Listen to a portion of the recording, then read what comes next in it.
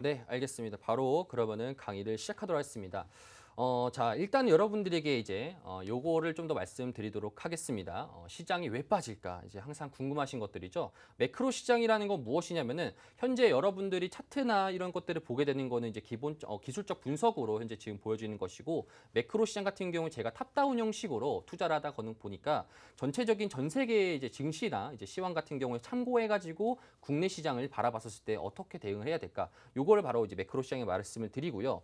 시장이 왜 빠질까? 총 세 가지로 요약할 수 있습니다. 첫 번째 같은 경우에는 이제 미국의 강한 금리 인상과 그다음에 강한 양적 긴축이 있습니다. 그리고 두 번째 같은 경우에는 이제 끝나지 않는 러시아와 우크라이나 전쟁. 러시아와 우크라이나 전쟁차가 계속적으로 지금 지속되고 있지 않습니까? 네. 자, 그렇기 때문에 이것도 마찬가지로 시장이 빠질 수밖에 없는 이유이고요. 세 번째 같은 경우에 중국의 코로나가 다시 또 재발함에 따라 가지고 지금 시장에 또 봉쇄령이 또 내려졌습니다. 자, 그럼에 따라 가지고 다시 또 생겨나는 병목 현상들, 이런 것들이 지금 시장의 주된 세 가지 이유라고 볼 수 있겠는데, 각각 하나하나씩 좀 더 따져보도록 하겠습니다. 제가 일단 여러분들에게 말씀을 드리기에 있어서 양적 긴축, 뭐 금리 인상 이거 관련해서 궁금하신 분들이 분명 계실 거예요. 그럼요. 왜 이 시기 때 이걸 하느냐? 아마 뭐 2020년도 양적 완화 때부터 시장 플레이에서 살아 있었던 분들 같은 경우 다 아실 수 있겠지만, 올해 처음 이제 주식하셨던 분들 아니면 주린이 분들 같은 경우 이런 것들의 용어에 대해서 굉장히 좀 어려울 수 있으니까 제가 간단하게 여러분 설명해 드리도록 하겠습니다. 자, 일단 시장은 양적 완화, 그다음에 테이퍼링, 그다음에 금리 인상, 양적 긴축, 이렇게 네 가지로 구성돼서 이루어져 있는데, 자, 생각해 보면 이렇게 하면 됩니다. 예시로 들었을 때, 자, 부모님이 이제 자식에게 용돈을 주는 거, 결국엔 용돈을 주면서 계속적으로 돈을 준다라는 행위. 그럼 자식 입장에서는 내가 계속적으로 공짜로 돈을 받으다 보니까 그게 양적 완화입니다. 그렇죠? 돈을 받는데 이제 자식이 어느 정도 크다 보니까 이제 알바할 수도 있고, 그렇죠? 그렇게 알바할 수도 있다 보니까 실질적으로 내가 용돈을 줄여도 될 것 같아. 라는 게 테이퍼링입니다. 그렇죠? 점점 줄어간다는 거죠. 수도꼭지에 네. 물 잠그듯이.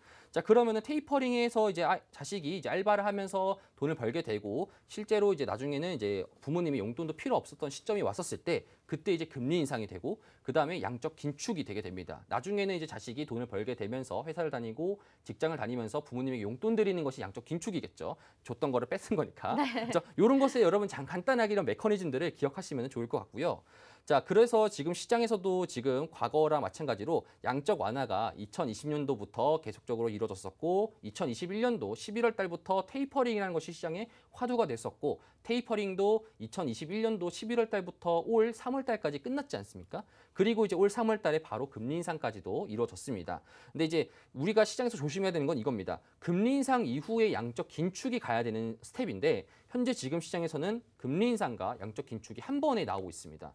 바로 이제 자식 입장에서는 이제 알바를 하고 있는 자식 입장에서는 갑자기 부모님에게 용돈도 드려라고 이제 이렇게 하다 보니까 결국에 자식 입장에서는 돈이 좁아들 수밖에 없겠죠. 그럼 이제 이게 가능했던 이유에 대해서 이제 우리가 좀 더 봐야 될 것 같은데, 양적 긴축 규모 같은 경우에도 이제 부모님이 용돈을 더 많이 달라는 겁니다. 부모님에게 용돈을 과거랑 다르게 더 많이 달라는 거고, 월 115조 원 정도의 규모로 지금 현재 빠르게 진행하다 보니까 시장 자체에서도 이거에 되게 겁이 나고 있다라고 여러분들이 보시면 될 것 같습니다. 자, 그렇기 때문에 금리 인상 같은 경우에도 5월 FOMC 같은 경우에 지금 5월 4일 날 어린이날 전날에 이제 잡혀지게 되는 이제 FOMC 같은 경우에는 금리 인상이 이제 50bp, 0.5% 정도의 금리 인상 자체가 예고되는 게 거의 지금 만장일치입니다. 97.6%가 완전 확정인 거죠? 그쵸, 확정입니다. 네. 확정. 전날 같은 경우에도 이제 IMF 경제 회의에서도 파월이 이거에 대해서 못을 박았습니다. 네. 50% 인상하겠다라고 말했습니다. 자, 그리고 두 번째에서 이제 이게 지금 시장에서 강한 하방 작용을 했었던 것으로 보여질 수가 있겠는데, 6월 달에도 또 FOMC가 있어요, 여러분들. 그렇죠? 매달 FOMC가 있는데, 지금은 자, 6월 달에도 50bp 인상의 가능성도 있었지만 그게 아니라 75bp 인상의 가능성이 있답니다. 갑자기 5월 달에는 50bp 올려서 0.5% 인상하게 되고, 그 다음 달에는 0.75를 또 올린다는 겁니다. 그럼 두 달 동안에 1.25%를 올린다고 하니까 시장에서 지금 생각하고 있는 압박감 자체가 더 크게 작용할 수밖에 없겠죠. 자, 그렇다 보니까 성장주들은 어떻게 되겠습니까? 성장주들은 결국엔 실적 자체가 안 나오고 있는데, 매출도 안 나오고 있고 실적도 안 나오고 있는데, 돈을 빌리는 입장에서 갑자기 돈에 대한 대출 이자가 갑자기 세지는 겁니다. 네. 그러니까 성장주는 어떻게 되겠어요? 갑자기 약세가 되겠죠. 네, 그렇겠네요. 그렇게 지금 시장 자체가 풀러가고 있기 때문에 나스닥 같은 경우에도 전날에 2%로 플러스에 됐었다가 지금 엄청나게 급속도로 빠지었던 이유가 그런 거고요. 자, 그렇기 때문에 이렇게 금리 인상을 계속적으로 과하게 하게 된다라면은 당연하게도 미국의 달러 가치가 올라갈 수밖에 없습니다. 다시 말하자면은 돈 자체가 유럽이나 아시아 쪽으로 향할 수 있는 돈 자체가 미국이 금리를 많이 올려주네. 그러면은 내가 지금 현재 가지고 있는 이 현금 자산들을 미국으로 옮겨가야겠다라는 말이 생기면서 미국으로 돈 자체가 유입이 되는 겁니다. 자, 그렇기 때문에 미국과 유럽의 올 연말 기대금리 차가 계속적으로 발생되는 이유 중에 한 개이고요. 자, 그럼 여기서 이제 우리가 궁금한 거는 미국이 왜 이렇게 금리 인상을 계속적으로 촉진적으로 할까? 왜 다른 나라들은 금리 인상을 크게 하지 않고 왜 미국만 할까라는 것이 궁금할 텐데 이게 지금 현재 각 중앙은행별로 금리 인상에 대한 사이클을 현재 지금 보여지고 있는 건데 미국 같은 경우에 페드 같은 경우에는 지금 금리 인상을 해도 되는 시점입니다. 왜 그러냐? 경제 지표 자체가 굉장히 탄탄하기 때문에 그렇습니다. 고용 자체도 많이 올라가 있고요. 실업률도 떨어져 있고 그다음에 경제 펀더멘털 자체도 굉장히 안정적으로 연결되어 있기 때문에 미국만 현재 지금 금리 인상의 가능성이 있다라고 볼 수가 있겠습니다. 그렇죠? 이런 것들이 우리가 보시면서 시장 자체가 왜 계속적으로 이제 우리가 미국이 왜 이렇게 돈이 미국의 강달러가 왜 이렇게 강세가 되느냐 다 이런 이유 때문에 그렇습니다. 그렇죠? 그래서 지금 미국 달러 자체가 강달러가 되게 따라가지고 당연히 미국의 달러가 강달러가 되게 되면은 우리나라의 원화 자체는 약세 국면으로 나올 수밖에 없겠고 우리나라도 여러분이 생각하시기에는 환율 자체가 올라가는 것은 좋은 것이 아닌가라고 여러분들이 이제 궁금하실 분들이 분명 계실 텐데 자, 환율 같은 경우에도 상승했을 때도 시기가 존재합니다.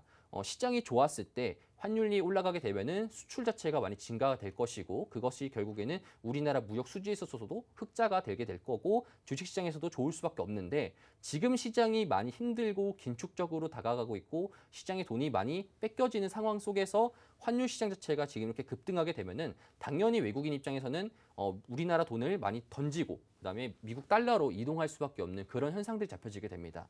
자, 그렇기 때문에 지금 시장 자체가 올 1월 달부터 4월 22일까지 집계상으로 외국인들이 코스피 수급 자체가 9조 원 이상을 지금 매도를 했고요. 기관 같은 경우에는 7조 6천억 정도로 매도를 했습니다. 근데 반면에 이런 것도 우리가 확인해야 됩니다. 개인 같은 경우 지금 16조를 샀거든요. 네. 그러면 지금 현재 2022년도 1월 달부터 지금까지 하방했었던 거랑 지금 현재 박스권에 있었던 것이 전부 다 개인 매물대라고 보시면 됩니다. 지금 시장이 올라갈 때마다 계속적으로 외국인들이 던지고 있는데 그 던지는 것들을 지금 개인들이 계속적으로 받아주고 있어요. 그러면 이게 올라가려면 외인 기관이 이걸 또 받아줘야 되잖아요. 그렇죠. 그러면 이제 그거에 대해서 고민할 필요가 있습니다. 네. 그러면은 과연 이 16조를 계속 샀던 개인들의 매물대를 밟으면서까지 외국인과 기관이 우리나라 국내 시장에서 긍정적인 뷰를 보이는가 했을 때 일단은 답이 나와 있죠. 일단은 아니요. 일단은 네. 아니다라는 답이 나와 있죠. 네. 맞다라고 하게 된다면 갑자기 우리나라에서 뭐 원유가 나오거나 이런 것만 아닌 이상에서는 네. 우리나라는 실질적으로 그럴 상황 자체가 일단은 안 잡혀지게 돼 있습니다. 자, 그리고 두 번째 같은 경우에도 이제 지속적으로 러시아와 우크라이나 전쟁 자체가 계속적으로 이어지고 있습니다. 이런 것들이 지금 현재 시장에서 많은 안 좋은 것들이 나오게 되고요. 중국 같은 경우에도 원래는 코로나 자체에서 많이 해소됐던 국가 중에 한 개인데 갑작스럽게 코로나가 발생이 되면서 이 나라들 같은 경우에 도시를 봉쇄해버립니다. 봉쇄해버리기 때문에 당연히 공급망 이슈가 이제 불거질 수 있겠고 당연히 인플레이션 자체가 한 번 더 야기될 가능성 자체가 있다 보니까 지금 시장에서도 문제가 계속적으로 발생된다라는 겁니다. 이런 뉴스도 아마 보셨을 겁니다. 지금 현재 러시아와 우크라이나 전쟁으로 인해 가지고 이런 곡물이나 사료들 같은 경우에도 많이 올랐잖아요. 국내 네. 시장에서도. 근데 우리가 큰 틀로 봤을 때는 지금 보통 프론티어 국가들이라 하면은 이제 뭐 스리랑카나 레바논 같은 이런 나라들 같은 경우에는 지금 현재 빵도 구할 수 없는 이런 상황이라고 합니다. 빵도 구할 수 없고 전력 자체도 지금 현재 공급이 안 되다 보니까 뭐 하루에 전력도 한두 시간밖에 사용할 수 없는 이제 그런 상황 자체가 국가적 재난 자체가 나왔다라는 거고 인도 같은 경우에도 전날에 대규모 정전 사태가 이제 나왔으면서 그거에 따라서 오늘 이제 GS 이제 글로벌 자체가 많이 올라갔지 않습니까? 이제 그런 것처럼 이제 한 개, 두 개씩 이제 러시아와 우크라이나 전쟁 그리고 시장에 관련된 이런 에너지 부족 문제들이 터지고 있다라는 거 여러분들이 이런 것들을 알고 계시면은 좋을 것 같습니다. 자, 그래서 이제 여러분들이 궁금하신 게 이겁니다. 그렇다면 이제 한국 시장에서 제프가 보는 방향성에 대해서 여러분들이 궁금하실 겁니다. 네. 일단 제가 크게는 딱 두 가지 방향성을 좀 더 제시해 드리고 싶고요. 상방의 뷰는 일단 없습니다. 상방의 뷰 없어요. 너무 아쉬워요. 아쉽긴 하지만 네. 상방의 뷰는 일단은 없다라고 이제 말씀을 드리고 두 가지 중에 한 개입니다. 박스권을 그릴 것이냐 아니면 하방을 내리비칠 것이냐 이 두 가지 중에 한 개인데 이 관련돼서 시나리오 같은 경우 제가 노란톡방에서도 여러분들에게 누차 올 올 초부터 계속적으로 말씀드렸습니다. 올 초에 빠졌을 때부터 이거 시장 자체가 좀 위험성이 있다. 우리가 어떻게 대응해야 된다. 지금 현재 대형주를 매집하면 안 되는 시점이고 삼성전자나 SK하이닉스 이런 대형주들, 개인들이 좋아할 만한 대형주들 이런 종목들은 지금 외국인들과 기관들이 많이 매도하고 있으니까 정리하셔야 된다. 나중에 쌀 때 사셔라. 라고 이렇게 계속적으로 누누이 말씀드렸는데 자, 지금 시장이 박스권으로 나오게 된다라고 하면은 제가 생각했을 경우에 이런 시장이 좀 펼쳐질 것 같아요. 테마주로서 좀 갈 수 있는 시장과 2차 전지가 좀 더 강세일 겁니다. 최근 들어가지고 이제 2차 전지가 많이 올랐지 않습니까? 이제 네. 들어보니까 이제 코스모 화학 같은 경우에도 수익을 보셨다라고 이제 하셨는데 코스모 신소재요. 신소재. 네, 굉장히 신소재요. 3일 만에. 네, 그렇죠. 그런 것처럼 네. 2차 전지가 강세할 수밖에 없는 이유는 뭐냐면은 이게 여러분들 전체적인 시장 상황에서 외국인들이 삼성전자나 SK하이닉스 그리고 카카오, 네이버 같은 이런 대형 종목들을 계속적으로 다 팔 수가 없어요. 다 팔게 되면은 다른 쪽에 있는 비중을 채워야 됩니다. 그렇죠. 그게 지금 현재 2차 전지입니다. 아. 그렇다 보니까 지금 개인들이 많이 매도하는 거는 2차 전지고요. 네. 그리고 반대로 기관과 외국인들이 많이 사고 있는 것이 바로 2차 전지 업종입니다.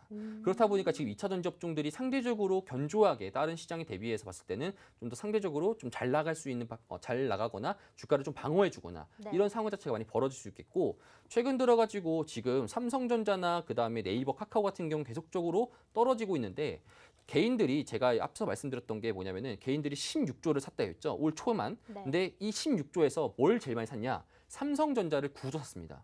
아. 삼성전자를 여기서 반 이상을 정말 많이 샀네요. 샀습니다. 네. 정말 많이 샀습니다. 자, 그렇기 때문에 삼성전자를 9조를 샀기 때문에 지금 삼성전자는 지금 개인의 늪이라고 보시면 될 것 같습니다. 자, 그러니까 원래는 삼성전자가 7만 원대를 좀 더 견조하게 유지해줬을 때는 이제 개인 입장에서는 삼성전자가 이제 지금 박스권이고 바닥권이 형성되었다라고 해서 계속적으로 들어왔었지만 이게 한계가 있지 않습니까? 들어오더라도 한계가 있다 보니까 지금 저점이 계속 뚫리면서 밑으로 지금 떨어지고 있는 떨어지고 있는 것이 결국에는 개인들 입장에서도 이제 의심하기 시작한다는 겁니다.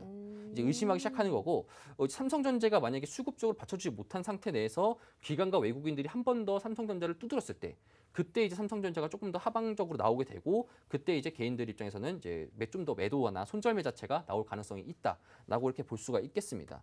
자, 그다음에 이제 하방 관련돼서 제가 조금 더 말씀을 드리자면은 이게 어찌 보자라면 새로운 기회일 수 있겠고 그다음에 그 관련돼서 우리가 준비를 해야 된다라고 이제 볼 수가 있겠는데 일단은 다른 한편으로 봤을 때 이런 생각을 하면 됩니다, 여러분들. 시장 자체가 올 초부터 계속적으로 공매도 자체가 강하게 유입이 됐고 우리는 지금 공매도를 욕하고 있지만 다시 말하자면은 공매도 자체가 청산하게 됐었을 때 결국에는 매수를 한다는 거거든요. 시장 자체의 리스크가 오프된다라고 하면 그때 당시 때 시장이 급하게 상승할 건데 이 급하게 상승하는 걸 우리가 기다려야 됩니다.